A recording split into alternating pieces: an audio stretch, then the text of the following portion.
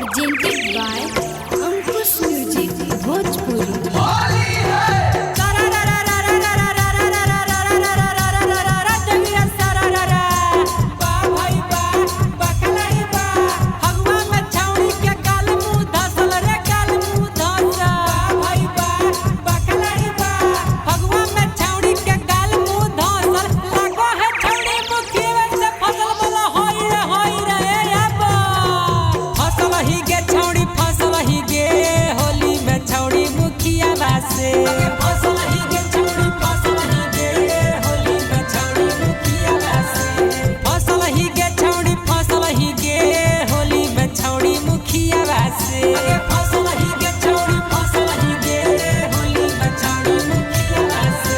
सरपंच संग छोड़ी कैली बेईमानी मुखिया के जीवा लगैली जवानी सजीव हलो छोड़ी तोरे दीवानी जनता के अपन सुनैबो कहानी फसल ही गे छोड़ी फसल ही गे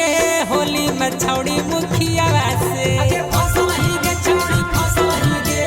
होली में छोड़ी मुखिया से